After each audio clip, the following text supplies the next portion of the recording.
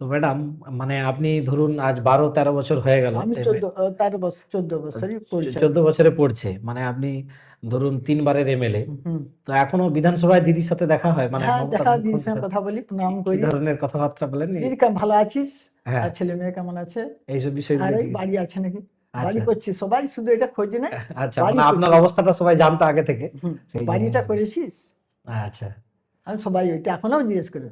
আচ্ছা, কারণ আমি বলি হ্যাঁ বাড়ি করেছি, আর হ্যাঁ, 70,000 টাকার মতো এখনো দেনা এখনো আছে, এখনো বাকি আমি আছে। শোধ করে যাচ্ছি। আচ্ছা, আচ্ছা। তো মোটামুটি মানে আমাদের অনেক নেতৃত্বই আছে যেনারা বলেন যে মমতা ভূঁইয়া উনি সাধারণ গৃহস্থ মানে সাধারণ একবারে গৃহকর্ত্রী ছিলেন, সেখান থেকে রাজনীতিতে এসছেন, তো উনি অতটা ভোকাল নয়। কিন্তু আবার কেউ কেউ বলে যে না, আমরা মমতা ভূঁইয়াকে আমাদের দাসপুরের ব্যাপারে যা কিছু বলি উনি কিন্তু বিধানসভায় সেইগুলো বিষয়গুলো তোলেন। তো বিধানসভায় মোটামুটি আপনি বলেন দাসপুরের বিষয়গুলো। হুম, আমি দিদিকে সরাসরি বলি। আচ্ছা, আচ্ছা, বিধানসভায় উঠে আমি ওই হাসপাতালের কথা একবার বলেছিলাম, ডাক্তারের কথা বলেছিলাম, আচ্ছা, আর এই আমার থানার জন্য আচ্ছা, আচ্ছা।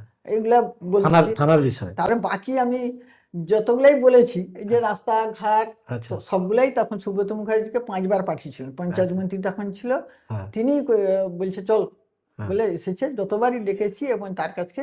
তবে আমার একটা সবচেয়ে আমার কপাল ভালো, হুম, আমাকে দিদি 42 জন মন্ত্রী মাঝখানে দাঁড় করিয়ে এ হুম, জাল নিয়ে আসবে, সেগুলো যেমন করে দিস। আচ্ছা, এটা, এটা এটা সবচেয়ে আমার বড় পান। আচ্ছা, আচ্ছা, প্রথম দিনে হুম, আমি যখন শপথ নেওয়ার পরে দিদি হ্যাঁ, এটা করে দিয়েছিলেন। যে তারপর দাসপুরের যে কোনো সমস্যা নিয়ে আসবে আগে করে দেবে সেগুলো। শহরটা করে দিবি, সেটা কিন্তু আমার করেছে। আচ্ছা, যতগুলা জিনিস নিয়ে গেছি, হুম, আমার হাজবেন্ডের লেখা ছিল কি আচ্ছা, করবে না করে, এমএলএ 1 বছর হওয়ার পরে হ্যাঁ, সেই কাগজগুলোই বেশি আমি জমা দিয়েছি। কলমিজোড়ের ব্রিজ, আচ্ছা, যশার কলমি ব্রিজ, জোড়ের ব্রিজটা আপনার সময়ে। হ্যাঁ, আচ্ছা, আমার হাজবেন্ড তৈরি করেছি, মানে হ্যাঁ, প্রথম জমা দিয়ে দিয়েছিলেন হ্যাঁ, ওইগুলা। হ্যাঁ, হ্যাঁ, সেই তার লিখিতগুলা সব ছিল বাড়িতে, সেগুলা নিয়ে আমি ছুটেছি। আচ্ছা, আচ্ছা, তারই কপি করা ছিল সব, আচ্ছা, আচ্ছা, ফাইল করা ছিল। আমি মানে ব্রিজ কোথায় রাস্তা বলে তার ফাইল আমি লিখতাম, আচ্ছা, আমাকে বলতে এই কাগজ এই ফাইলে রাখবি, হ্যাঁ, আমি আমার সেইভাবে গোছ করে রাখতাম, সেই আচ্ছা, জন্য আমি জানতাম, আচ্ছা, আচ্ছা, ওই জন্যই আমার কাজগুলো করতে সুবিধা হয়েছে। আচ্ছা।